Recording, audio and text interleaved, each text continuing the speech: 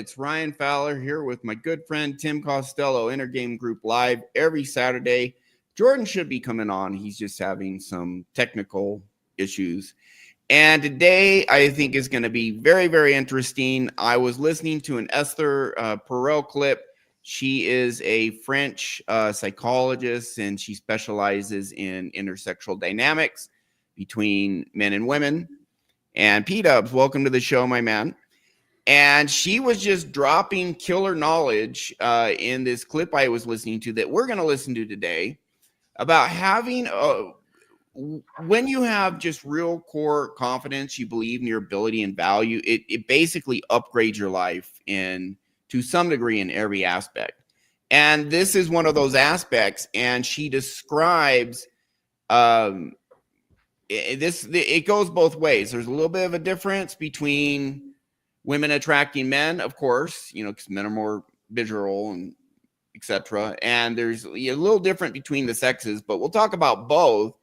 But honestly, having a really good core confidence really makes you magnetically attractive. In fact, there's a clip by a Harvard psychiatrist who talks about some studies. We can bring him up a little later and discuss what the scientific world, psychology says charisma is. But this can be a really great clip to go through. She's just saying so many things that just resonate with what we do. And I've been talking to Tim and Jordan. Jordan has a steady girlfriend, really great girl. Tim's married, and I'm single. And you know, they kind of, Tim knew me when I was horrible at dating, and he knows me now when I'm much better. So we'll have a good conversation. But first, Tim, welcome to the show. Introduce yourself. Thank you, Ryan. I'm Tim Costello with Tim Costello Hypnosis or clearthattrauma.com, either one. And there are many, and I'm going to say quote unquote experts out there that will tell you how to be masculine or tell you how to be feminine. And that is a outwardly view of what they think femininity and masculinity is. And you'll hear this lady today in all these clips. And by the way, this is a compilation of clips. This is not one solid speech. It's just a bunch of really good clips put together. Cut and pasted it together. Yep. Yeah. It's really super meaty. It's going to be fantastic content. And the issue really is, and when she says the woman, she's talking about a woman with solid inner game. She's not talking about the someone or the woman or the man who has a tremendous amount of trauma yet to be cleared and overcome.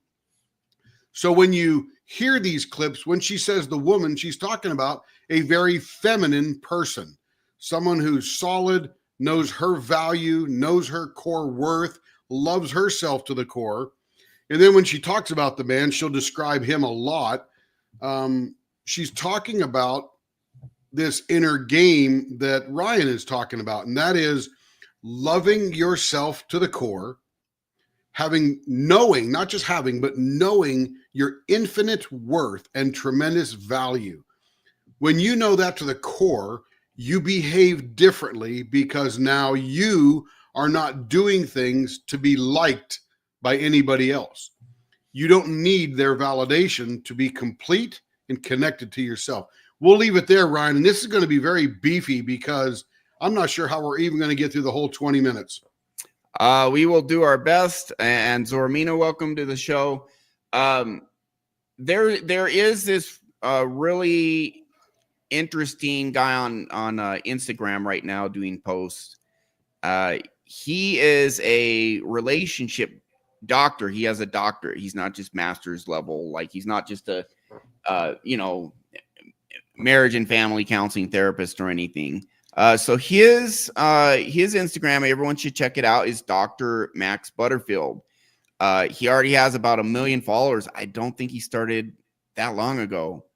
And another guy is Dr. Ryan Teraban, Psychax, and he tells things how they are. But the reason I like these people and Esther, what we're going to be listening to, I queued up this Dr. K clip, is they tell you how things really are minus all the YouTube, Instagram influencer bull crap, because there's so much toxicity out there in the influencer world. So this is the good stuff. And from my own experience, I can tell you it's tied to truth. It really does work. I know from experience. So let me cue up the clip, and then we are going to dive in, guys. And I'm going slow today, but just be patient. Here we go. All right. So Esther Perel, and we'll get started. When we talk about detachment, especially in the context of attraction, we're not talking about apathy. This is not about indifference, coldness, or pretending you don't care. Detachment, at its core, is about a centered kind of self-possession. It's the ability to hold your ground, emotionally and psychologically, even in the presence of someone you deeply desire. And paradoxically, it's precisely this quality, this self-contained energy, that women find magnetically attractive, that supports oneself psychologically intently, even in the face of terror, that women find magnetically attractive. Why? Because detachment signals confidence, not the kind of performative bravado we often confuse for confidence, but a deeper, quieter confidence, rooted in self-worth, in the knowledge that your value does not depend on someone else's attention or affection. It's the opposite of neediness. And whether we like to admit it or not, neediness repels.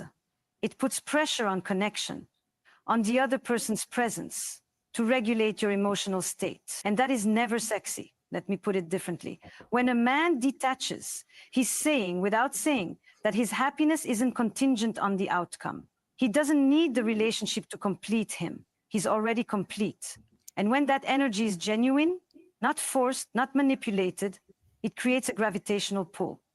Because okay, just real quick. So when she's talking about neediness here, the neediness she's talking about is codependency. And you can go on Google right now and ask what % of people are at least mildly codependent, and the best estimates are about 90% of the population. And for guys, if you are codependent, if you need a woman to make you feel good enough, or you lean on her emotionally, it does repel them. That's what she's talking about. Codependence is lack of self-love. That's what it is. And what she's talking about that is attractive is the opposite of that. It's someone who knows their value and feels it deep down that they have value, independent of what any other particular person thinks. Do you have any comments, or do you just want us to keep going, Tim? No, give me a little tiny one here. Sure. The word detach has sort of a negative connotation to it. Yeah. Because if I were to detach from you, then there would be a reason. Why did I detach from you? What's wrong with you? What's wrong with me? Whatever. But in reality, what she's talking about is detaching from all the relationships and energy that's out there. This person that is detached, which is a good thing, doesn't need to be tied to anything else to make that person whole. We're talking about men, and we're talking about women as well. Yeah, it goes both ways for sure. Yeah. So I agree that this word used this way is a very positive thing, because this person is very much unto themselves and needs nothing else to be complete as an individual. Now, as we learn about relationships, as we get going here, every man needs a woman to complete a relationship, but not to complete himself or herself. That's correct. Yeah. We'll go there. And so the big thing, and you'll see a lot of guys do this, is if you're a guy who's secure in yourself, so that you don't have to compromise who you are or become someone you're not just to get the girl. If you stay authentic at all times, and if she's not a match for you, you're like, okay, I wish you were a match, but you're not, and that's okay. And I'll just keep dating until I find the girl who is. Yep. And when you have that core confidence, that's what she's talking about. That's actually when you just heal your core, like what we do. That's what you end up getting. That's where you end up going to. We'll keep going. But that neediness is codependency, and it screws everything up. It does. Yes, it does. Hold on. Sorry. Man who can walk away, who can sit with his own desire without clinging to it, is the man who is least likely to lose himself in the process of loving another. And that is rare. You see, we live in a culture that teaches men to pursue, to chase, to win the prize. And there is nothing wrong with desire or effort. But what often gets lost is the deeper masculine strength, the capacity to hold desire without collapsing into it, to want without worshiping, to love without losing sovereignty. This is what real detachment embodies. It's not withdrawal, it's the refusal to self-abandon in the name of connection. When a man is deeply connected to himself, his mission, his values, his sense of purpose, he becomes selective, not arrogant, but discerning. He doesn't offer his attention cheaply. He doesn't need constant contact or affirmation to feel secure. He's grounded.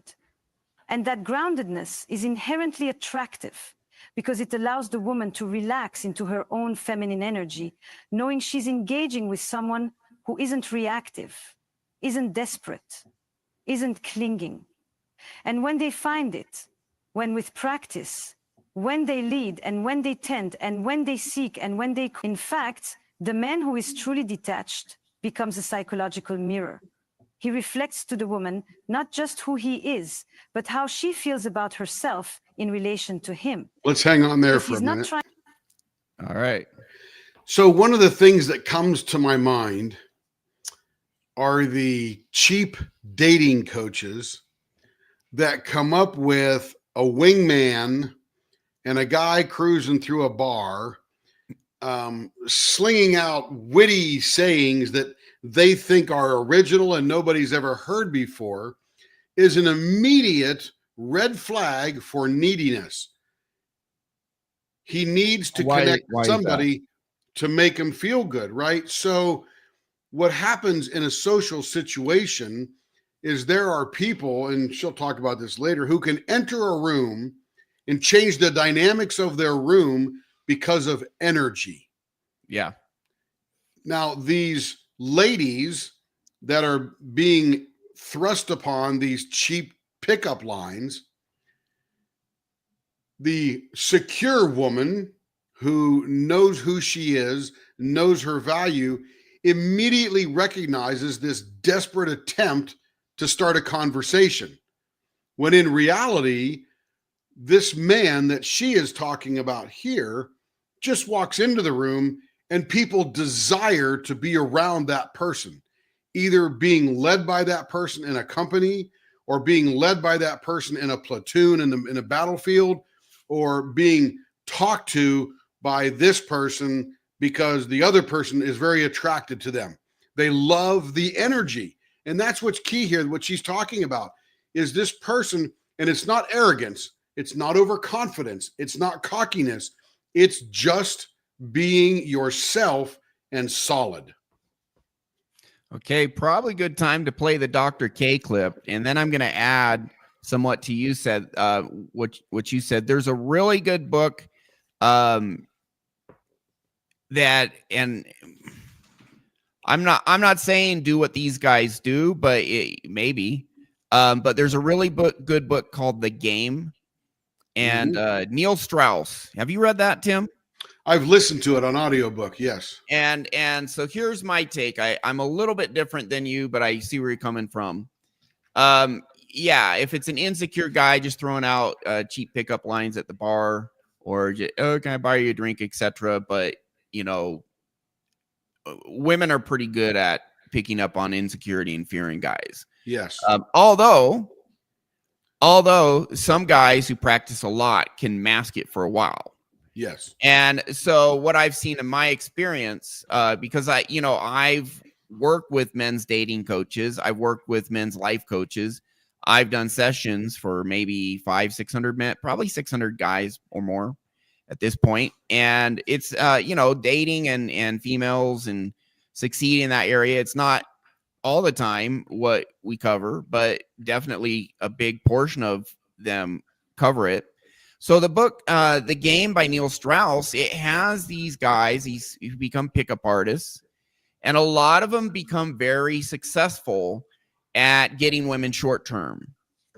But then at the same time, I think most, if not all of them, struggle with long-term relationships. Absolutely. Because they put up a facade and, they go in flashy into these nightclubs.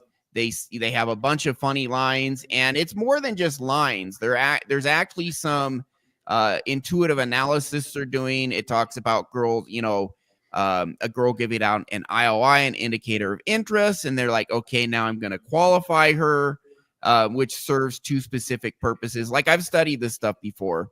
Mm-hmm. Interestingly enough, I studied it way more when I didn't have solid frame back before I fixed my trauma. And but it can still be helpful. It can. So they kind of, got together and analyzed, and there's these online groups even to this day. And there was companies such as Real Social Dynamics, who sold over $100 million in dating courses and, going to nightclubs, getting girls, etc.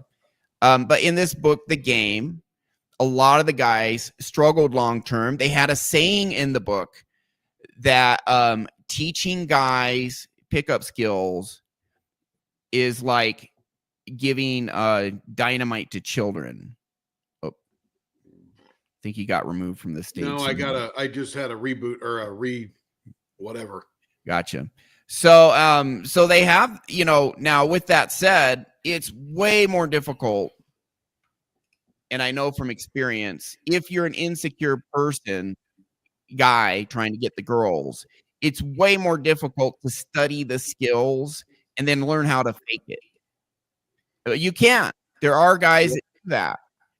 They struggle in the long term, but you can get to a point where you fake it and you can fool a girl for a night and get her home, etc. However, because we know we can rewire people's core, because I did it for myself. We up-leveled your wife. You've always been naturally confident. Jordan, Jordan up-leveled his core. And we know it's doable, and we know it's just way better across the board. But with that said, I think learning some dating skills and how to hold a conversation, how to approach a girl, I think that's all useful. But man, if that's all you got, you're gonna struggle, especially with long-term relationships. So, yep. Going off of your riff regarding what true charisma is, we have a clip here by a Harvard-trained psychiatrist where he talks about the science behind it, because it's going to dovetail into what she's saying. And so I guess I have to stop the screen. So let's go to this and check this out. And this gentleman is talking about what the science says true charisma is. This is really great. Here we go. What's really crazy that a lot of people don't understand. Everyone is trying to manipulate other human beings into doing what you want. I want this person to fall in love with me. If you want to be a leader, if you want other people to be with you, the most important thing is authenticity. There's studies about this, that if you look at like how people in the workplace rank leadership, authenticity is at the top of the list. So authenticity and the ability to navigate negative challenges. These are the two most important things to like be a leader. If you look at studies of psychology, this is what charisma actually is. Charisma is like authenticity and the confidence to face hard times. If you have these two things, when you walk into a room, people will like stop what they're doing and just like look at you. It changes the way that you conduct yourself, right? So we even know that. Okay, and that's good for that. So yep. That's what you were talking about, Tim. And I don't know. I don't know if we knew each other when I started, because we knew each other 20 years ago. We worked together for a few years, and then we weren't in contact for several years while I was healing. And then you came back into my life and you're like, oh my goodness, how are you different, Ryan? What's different about you? And you became a hypnotherapist based on that conversation we had, what, 5 years ago, 7 years ago? About 6 years ago now. 6 years ago. So that was probably right around the time I started getting back into dating after healing my subconscious.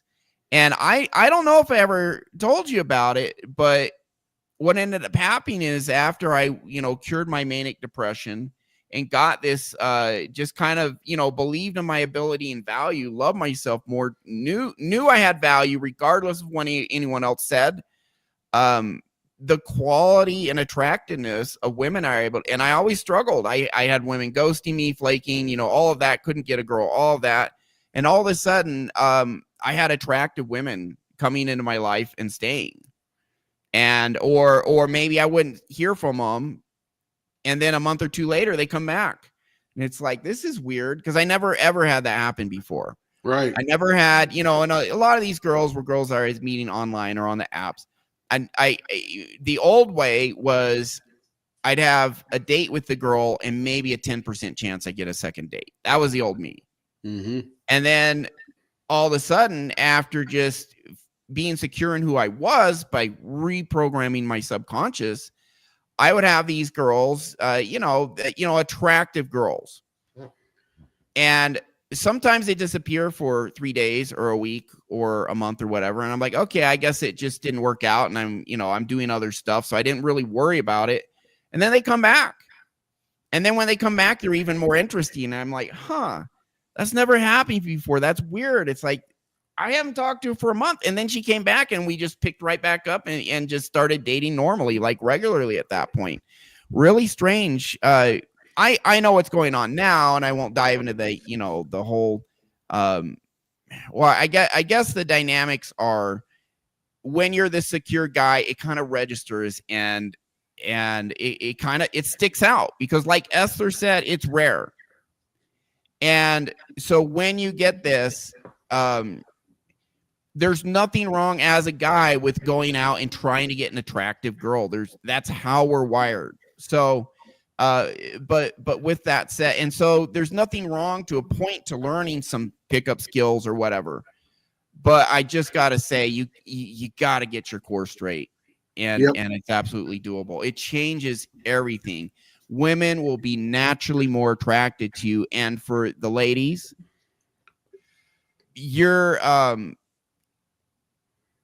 we all know that a physically beautiful woman can get guys for sex.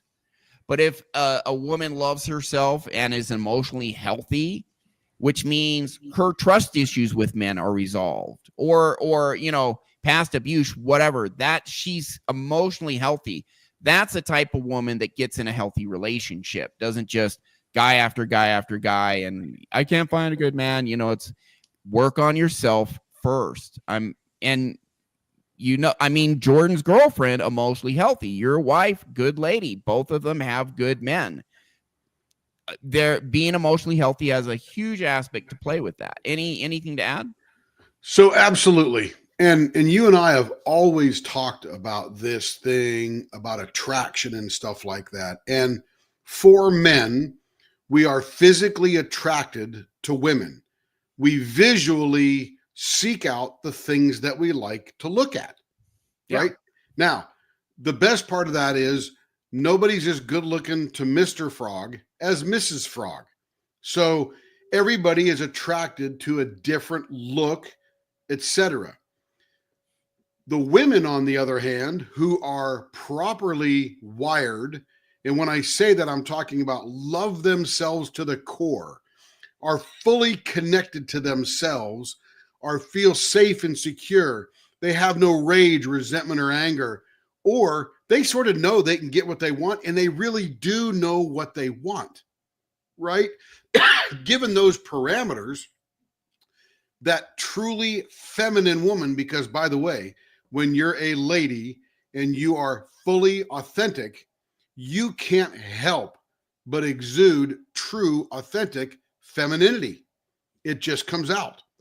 So you got the guy who, again, like the woman, is fully connected, becomes masculine, true, authentic masculinity. Has nothing to do how big your muscles are, has nothing to do with how much hair you have or your body shape and type, or, long legs, short legs, tall, skinny, whatever.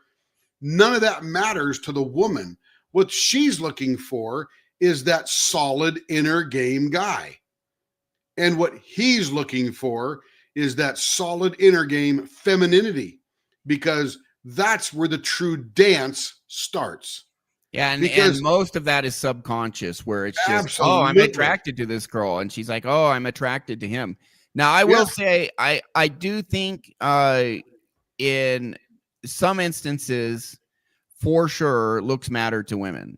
So I disagree with you there. But at the same, I actually talked to ChatGPT and had a conversation with ChatGPT on this.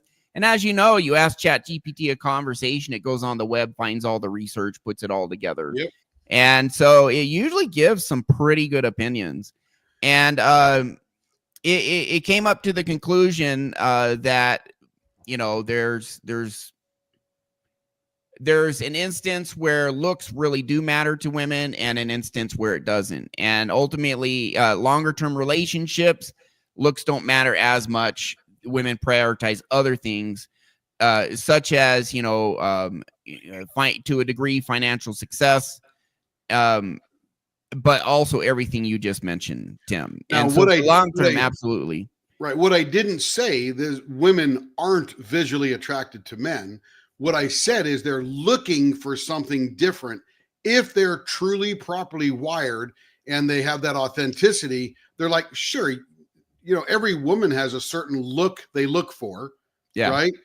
But if they find that look, and that look is a very needy man, they will reject that man. Oh, absolutely. Just as a wonderfully put together man, I'm talking inner game and solid masculinity, he's out running around the social scene, and he will be attracted to something visually, and he will attempt to make a connection, and he will quickly realize there's no real feminine energy there, and his discernment will say, thank you, have a nice day, and move on to the next dance, because that's the fun of it, right? There is that physical attraction, but then when you get deep down, the long-term relationship is that true authenticity.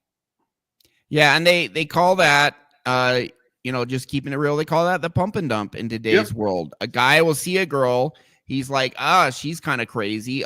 She's too bossy, too masculine, too toxic, whatever. Hey, I'll sleep with her once, but I'm not going to stick around. I don't even think he'll sleep with her. A truly put together guy is not going to go through that hassle. So it kind of depends, Samuel.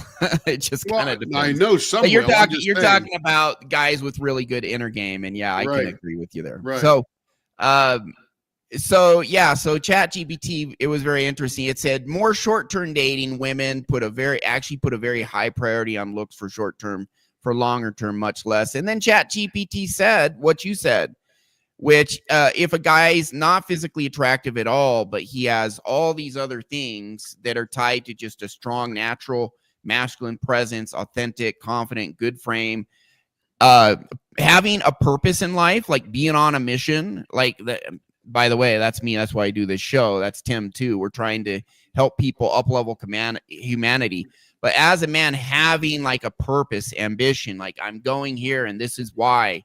And women feel that masculine energy, that is like crack cocaine to them. They freaking love that. Yeah, because they're going to be protected.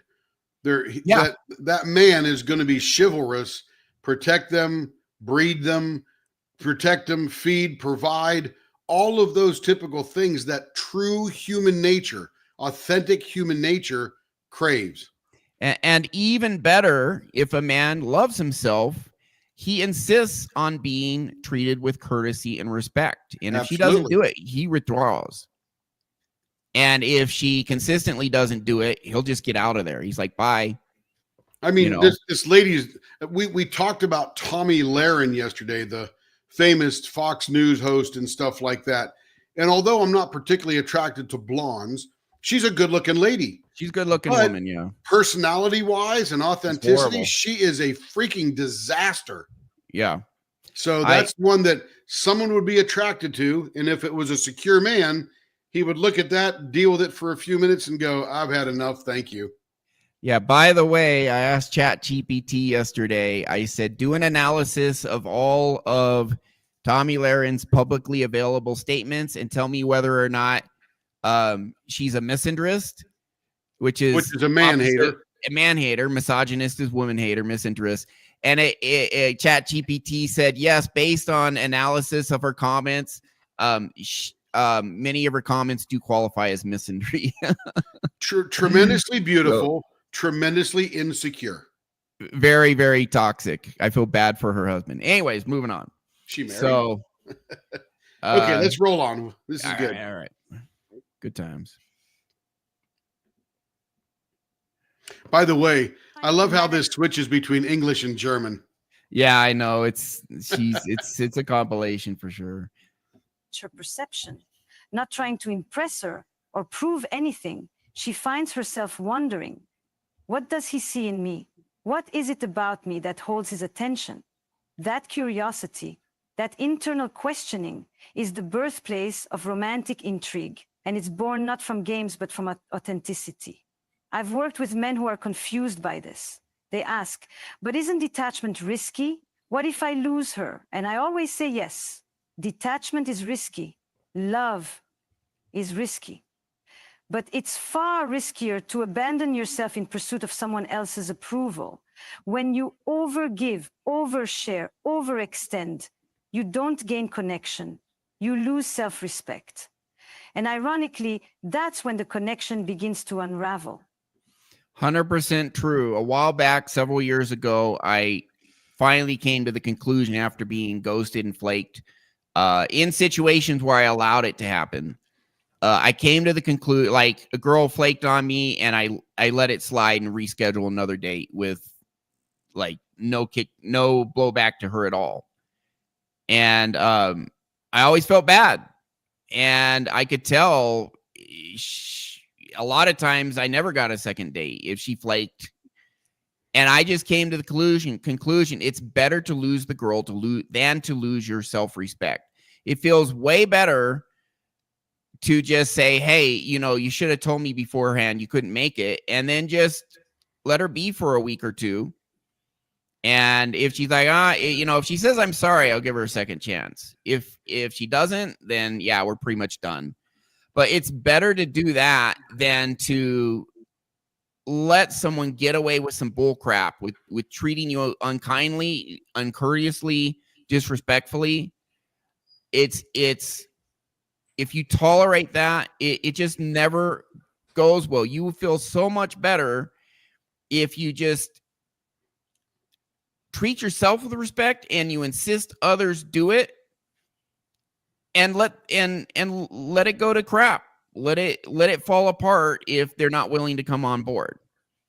And that's, Tim, that's when I started having these really attractive women coming back. And when they came back, then we started normal dating. It's almost like I passed some sort of hidden test. Does that make sense? Absolutely. In fact, this because lady they knew I wasn't reactive to their bull crap. Their little women do test men. By rejecting the bull crap, number one, you don't lose anything. Yeah. Right? If you lose her, you lost a disrespectful girl. Good riddance. Yeah. Well, you didn't lose anything. She's just gone out of your life. Yeah. You dodged the bullet. Right. So this lady oversteps herself a little bit because she says, what if the man asks, what if I lose her? The totally secure, inner game, solid kind of guy doesn't ask that question. What if I lose her? It's like, whatever. If she's no longer in my life next week, then guess what? I'm better off for it. That's okay. Yeah. And I not even give that much regard to it.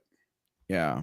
Yeah. So I'm with you that the more you push away, the more they want to come near you to figure out what you're about.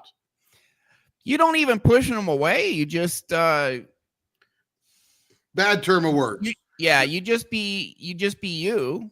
Yep. And if they do flake, I mean, I have had times. I had one girl flake on me at the last minute, and I told her, "Hey, you know, I understand stuff comes up, but you need to give me advance notice." And then she did it a second time, and Done. this was a girl I'd been dating for 3 months, and she'd always been good, and then out of the blue flaked on me twice in 1 week. And I said, you know, doing it twice and not giving me any notice, you know, that you can't make it, just like at the time of the day, it's like, hey, where are you? And she's like, oh, I'm sorry, I had to work. And it's like, not telling me beforehand. I said, you have to make or buy me dinner. And she wouldn't do it. She wouldn't make or buy me dinner. And I'm like, all right, well, you told me you were sorry, but you're not willing to back it up with action to show you actually are sorry. So see you later. And what So was the real key here, Ryan, she couldn't keep up the facade long enough. Yeah, I don't know. Fake out.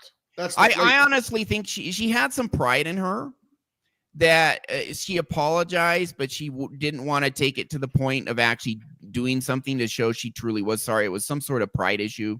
Yep. And I said, listen, I don't have any malice, but I'm just not going to tolerate, you know, we've had a great time the last 3 months, but 2 times in a row, you know, you got to do something to show me you really are sorry, or see you later. And it was probably about 6 months later. She reached out to me like 6 months later, and she said she was sorry. And now, honestly, I didn't force her to make me dinner at that point. I probably should have pushed for it. But Might have been good. Actually, no. Our first dinner date, she picked up. She didn't say she would, but the first dinner date, when we met up again, she picked up the tab. But let me tell you, when she got back with me, her interest level in me was so much higher, and she never ever flaked again. Like never. Yeah, and it was just like she lost a good thing. Well, yeah, and honestly, like the hugging and kissing, it was like, oh my goodness, she's all over me, and she's like really passionate now, and I'm like, what the hell? Yep. So I'm telling you guys from experience, it's better to lose a girl than to lose your self-respect. You will lose some toxic women who aren't capable of treating you with respect for whatever reason. You'll lose them. All right. And listen, I've had time. Every guy at this point has had women who's flaked on him. It used to be, before I cured my trauma, if a woman flaked on a date, I would feel bad. I'd be like, I'm unattractive, she doesn't like me, and I'm a loser, you know, and feel bad for the night. Now, flaking happens way less than it used to. Still happens. I did have a girl flake on me last week, and she emailed me after and said sorry. But she emailed after, and it's like, yeah, you should have emailed before. I know stuff comes up, you know, but give advance notice. So I'm not gonna see her. Yep.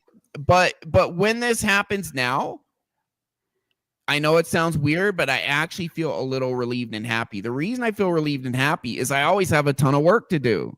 And I'm like, oh, okay, I don't have this date. Oh, great. I could chill out and actually get some work done too. And so I'm kind of happy either way. It's just kind of weird. By the way, you keep mentioning men. This is exactly the same for women. Yeah. Women that are solid inner game, you have to be discerning. You have to demand courtesy and respect and all the things that Ryan's mentioning. It's a two-way street, or we're going to hit a dead end and move somewhere else. Yeah. So in today's world, a guy who has self-love, self-respect, treats others with courtesy, but demands it himself, is going to get the highest quality girls. A woman who does the same, self-respect, self-love, but a lot of women today talk about, oh, I'm a princess, I'm a goddess, but then they act very toxic. And then they're not in their feminine, they're acting masculine, they're acting bossy and very entitled. And again, I'm not saying this all women, because there's many great women. But it's kind of like they shut down their feminine side. They're not kind, loving, nurturing. caring, soft, sweet. They're, a man has to do this, and that. That's Tommy Lahren. Tommy Lahren is exactly who I'm talking about. She's like Exhibit A. Those type of women they either get in really bad relationships or they can't get in a relationship because a good guy sees that. And again, some guys are like, well, she's cute and I'll sleep with her and leave her. And, again, maybe that's not the best guy. But guys with self-respect, they'll see these women and they're like, heck no, I'm not going to be around that 24/7 because that's going to affect my good vibes that I otherwise have going on because I normally feel good. I'm not going to let her I'm not going to let this type of woman drag and suck me down. But when the guy meets a naturally feminine, soft, intelligent, capable, yet very feminine, soft, nurturing, kind woman, it's like, I want this woman in my life long term, if not permanent.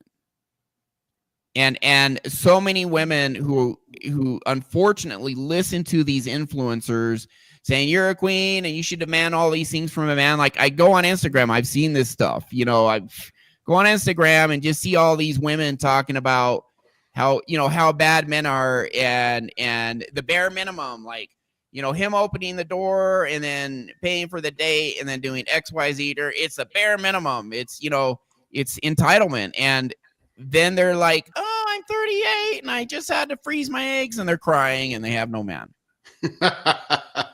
But I'm serious. What is that? No, and there's studies done saying like what a third of women are going to be single at age 40 it's like 35%, the JP Morgan study. By 2030, it was 35 or 40% of women at age 40 are going to be single and childless. So it's a problem. Well, the solution, you can go to someone and they can point this stuff out and they give you all a checklist of things to do. Or you can just fix your core and you naturally become that kinder, loving woman, the secure woman. Same thing for guys. And then you can really have some really great, amazing, you can get the relationships and enjoy them. And if it doesn't work out, you're okay. That's right. Let's get back to the video. All right, back to the video. Or we're not, because we're already 42 minutes. We're not going to get anywhere. Yeah. There we go. Because no one respects a man who doesn't respect himself. Now, let's be clear. Detachment is not emotional unavailability. It doesn't mean you don't feel. It means you feel fully without letting those emotions override your clarity. You can desire a woman deeply, love her even, and still remain grounded in your center. That tension between deep feeling and non-attachment is where real masculine presence lives. So, and here's the thing. When you stop chasing, when you stop trying to impress, something incredible happens.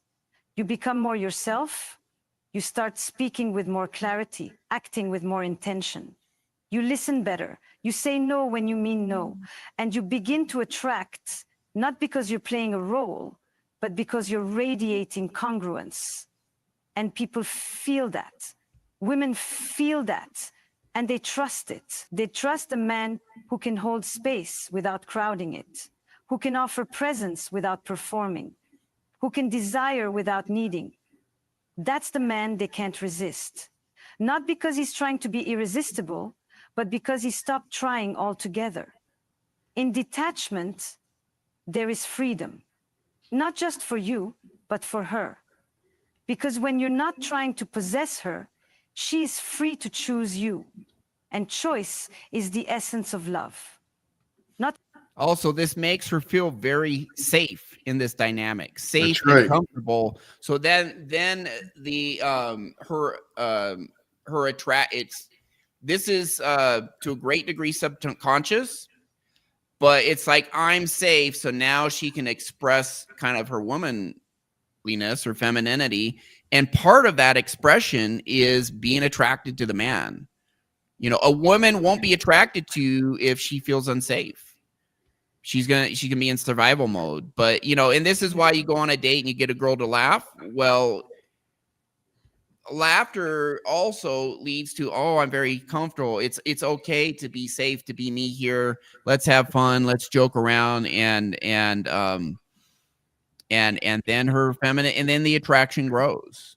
That's another kind of hack is, you get the woman to laugh. Yeah, a lot of them are attracted because it gets them to drop kind of their guard or their outer shell or shield or whatever they have up. It'll drop it. So now there's authentic connection, and now her feelings of attraction come out.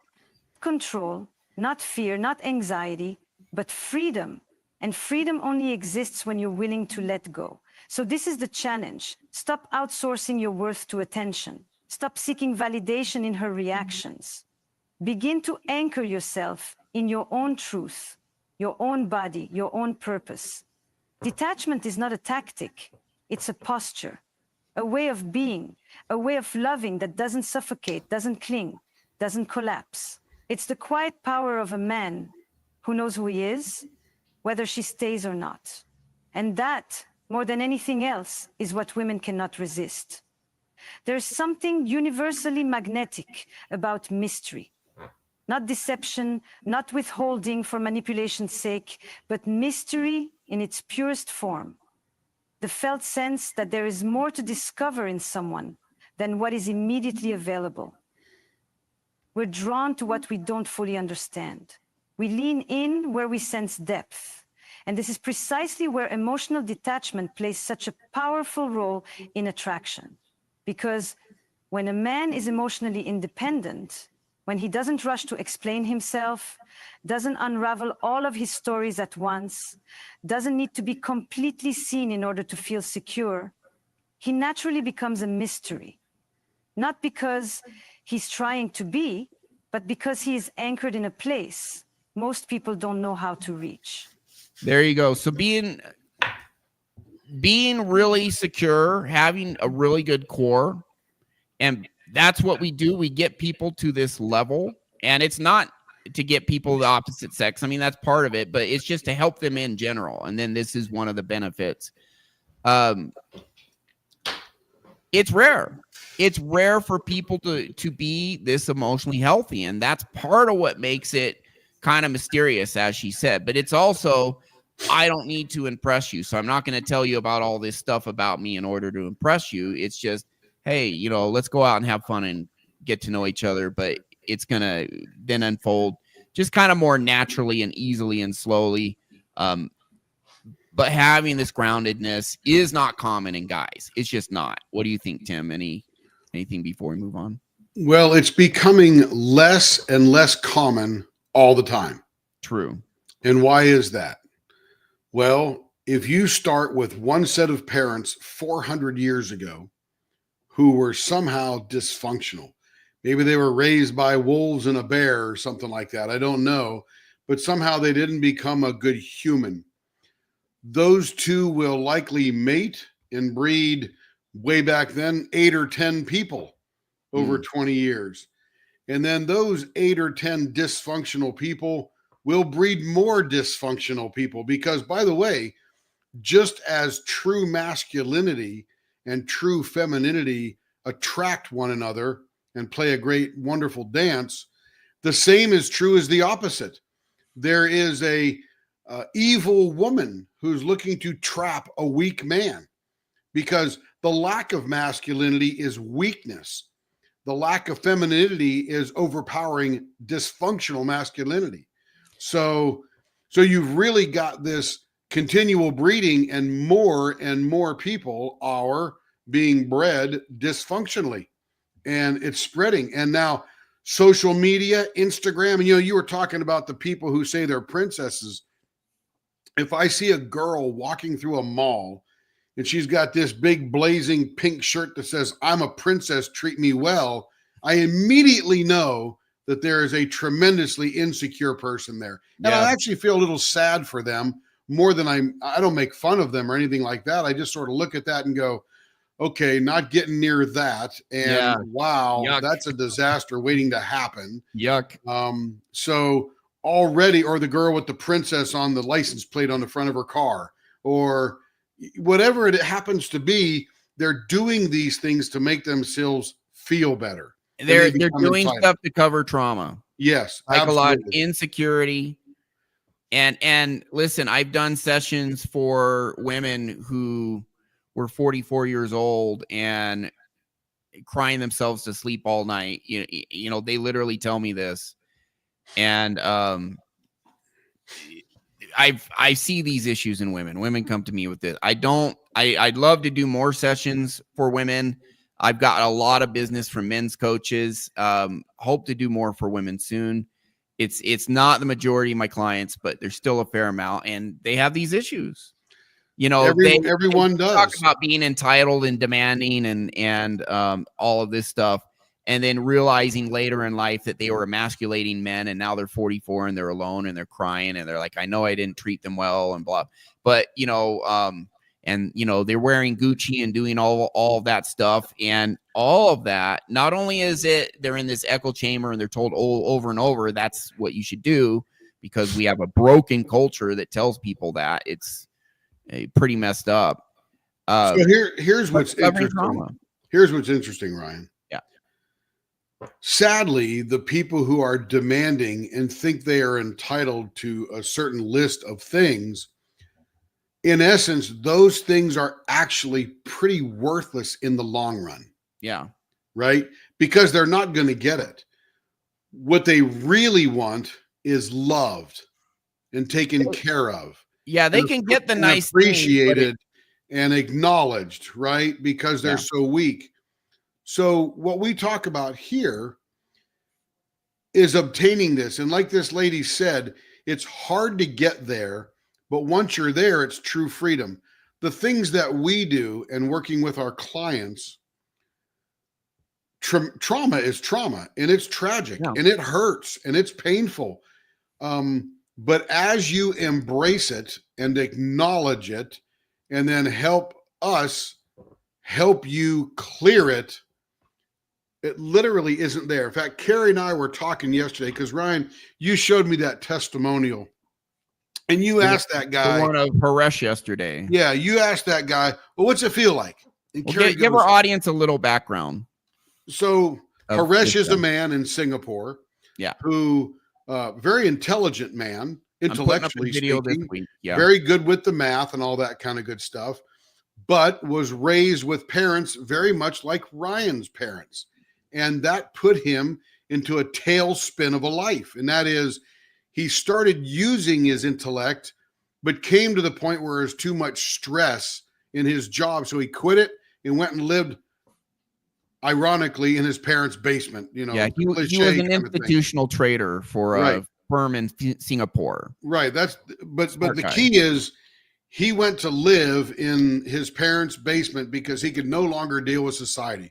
He couldn't mask the trauma any longer. He didn't even know what it was or anything like that. So long story short, Ryan and him, I think you had 3 total sessions? Yeah. 3 from sessions. 2020 to 2024, 25. I don't remember when the last one was. His first one didn't stick because he had really bad self-talk. His first one helped him incredibly well, but then he just talked trash to himself for a month and a half and re-traumatized himself. And so we fixed that. We're like, okay, you know, here's how you want to talk to yourself and forgive yourself and all of that. Then he had 2 additional sessions a few years later, and we used the hypnosis to also target his self-talk. And he says, I used to have 9 out of 10 pain all the time. I'm like, what's it at now? And it's like, every now and then 1 out of 10. I'm like, you have moments you're happy? He's like, yeah, I feel normal. I feel great. I feel happy. And he's back to trading. He's no longer in mom's basement. Yep. Now, where my point was that Carrie asked me, why does he ask that question? And the question, Ryan, was, what does it feel like now?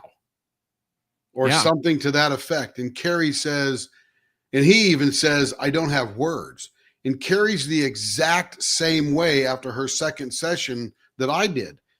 Ryan did the first one. He goes around saying, wow, because she's like, hang on. Sorry. Ryan did the first one, tremendously impactful.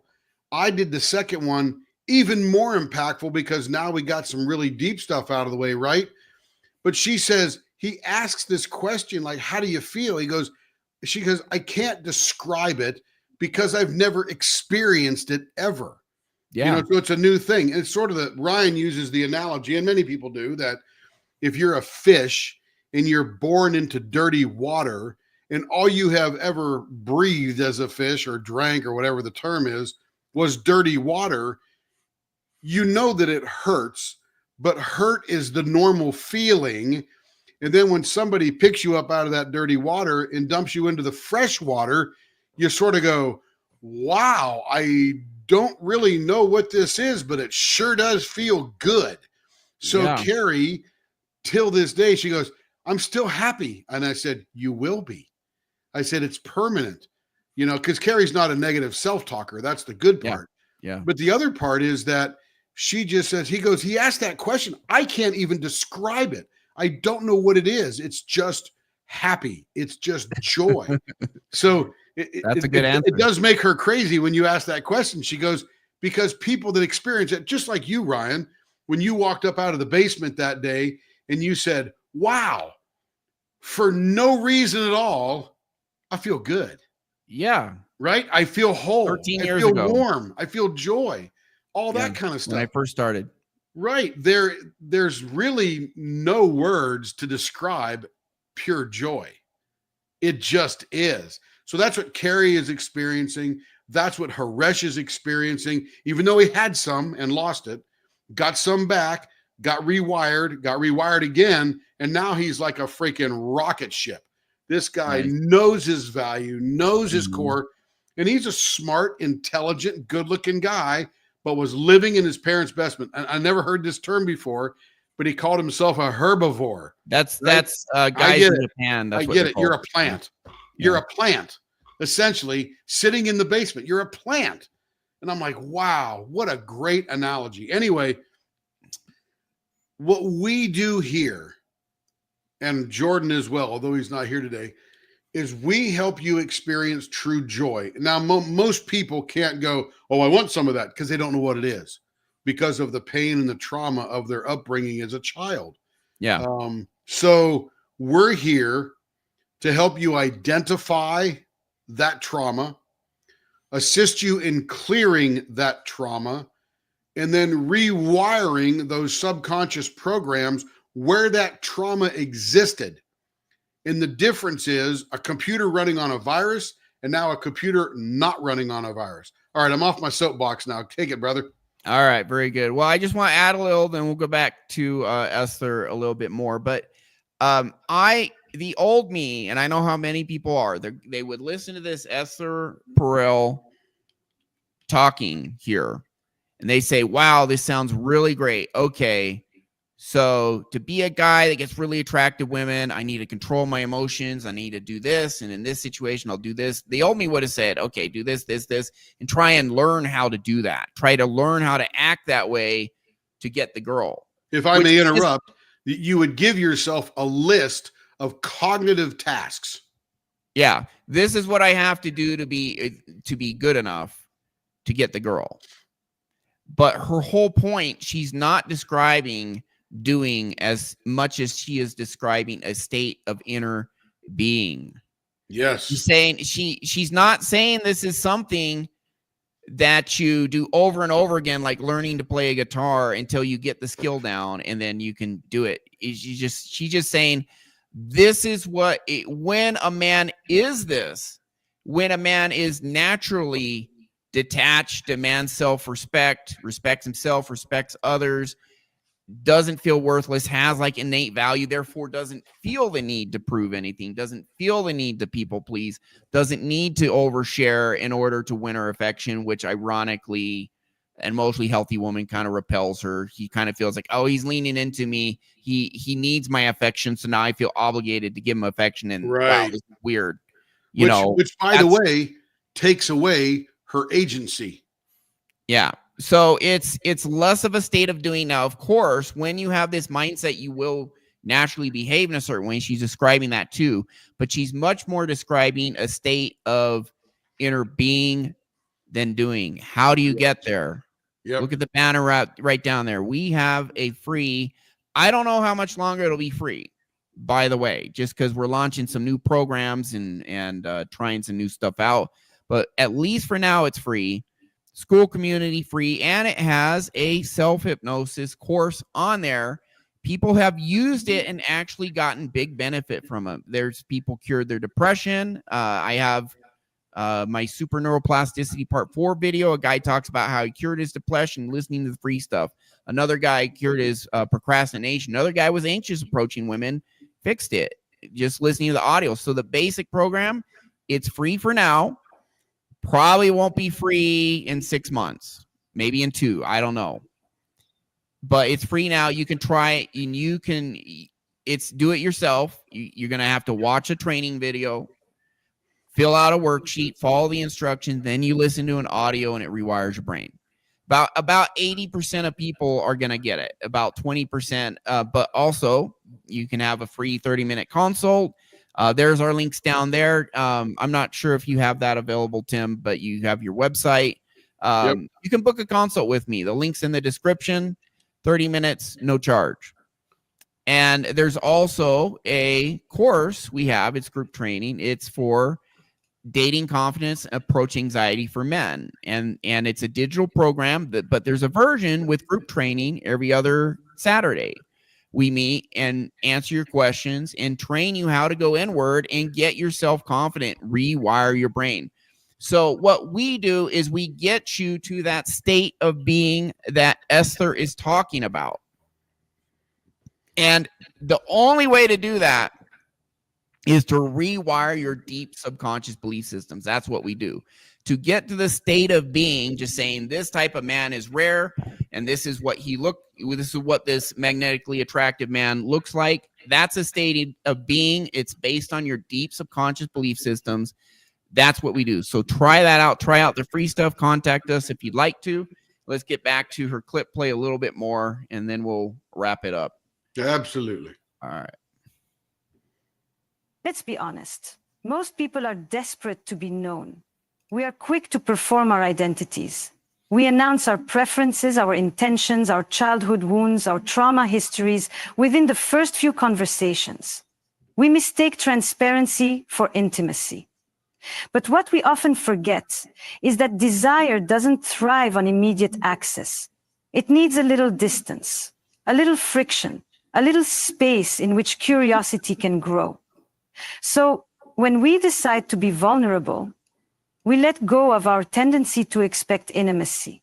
Like a friction cup that should be nice has a sucker that tricks everyone into thinking they can be in touch again so that we can become and try again. You see, when everything is on the table too quickly, Not seeing the there is video, no Ryan. space for imagination and attraction.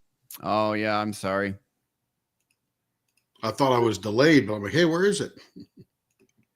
There we go. Real, lasting attraction lives as much in the imagination as it does in reality. When a man is emotionally self-contained, when he resists the pressure to overshare or constantly reassure, he invites a woman into a psychological dance. She begins to wonder, what's he thinking? What does he want?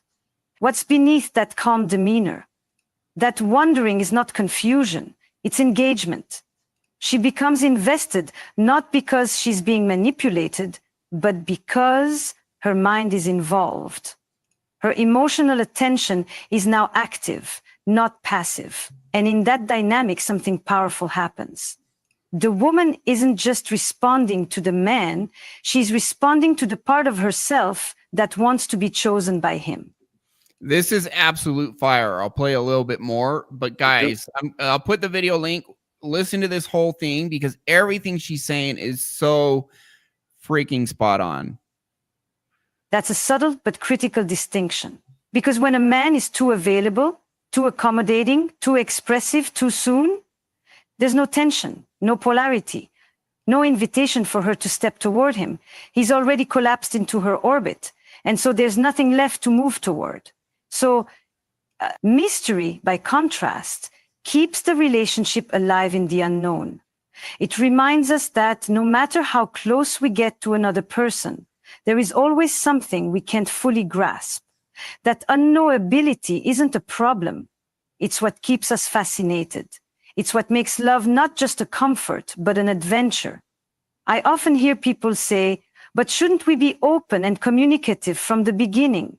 Isn't transparency the foundation of intimacy? And Yep. my answer is yes, but with nuance. Yep. Real communication doesn't mean spilling everything. It means choosing what to reveal and when, with discernment. It's about timing. Because not all truths need to be spoken all at once. And not all emotions need to be shared the moment they arise. Emotional maturity means you can sit with your inner world without offloading it for relief. And That's huge. that Yep. inner containment, that's where mystery lives. So we'll stop it right there. She talks about the stuff we talk. She talks about trauma. She talks about when people have insecurities or they're trying to prove something, that they overshare. They're trying to force intimacy, trying to get the person to like them, trying to be likable, whatever, instead of just, hey, I'm doing good. I'm doing great. Wow, you're really cute. You seem interesting. Let's get to know each other. If it works out, great. If it doesn't matter. You don't really feel any need to impress that other person. You just, hey, you have a little curiosity. You get to know them. You see what they're about. But when you don't have these internal conflicts and needs, you will naturally do everything she just said. When you're emotionally healthy, and you will naturally gravitate toward this. Some people still may need a little training and skill to say, hey, do this way. And they are emotionally healthy and they say, oh yeah, that feels better. That's a fit. But I'd say most people who are emotionally healthy just kind of naturally do this. And when I upgraded my internal world, I naturally started behaving a lot more like how she said this type of guy should behave. And then all of a sudden, was getting higher quality ladies, and they were being drawn to me. And if it didn't work out, I was okay. And it's like, oh, I thought it didn't work out. And then a month later, she pops back up because I was okay letting her go. And she had space. And one thing guys don't understand about women is a lot of guys they pursue too hard and actually chase her away. Give her this time, this space. When you're a guy, you're on your purpose, you got a lot of stuff, and honestly, you maybe have 2 or 3 girls you're dating, and nothing wrong with that. So you're not too focused on any one girl, and you're not insecure. That puts you in this place where this kind of mystery she's talking about just gets naturally generated because you do have other stuff going on, and you don't need to prove anything. So you're not oversharing, you're not over pursuing. So any final words, Tim? Give one of us a call or an email or something to get you started on this path of true authenticity. Not what you think authenticity is, but true authenticity. All right, well said. So the link in the banner below for our free school community with the free course, the dating course, RyanFowlerSOS.com/approach. And we got a lot more resources in the description here. So that's our show. For those of you who do have insecurities, you can actually rewire your brain and permanently get them out of you. I've done it for myself.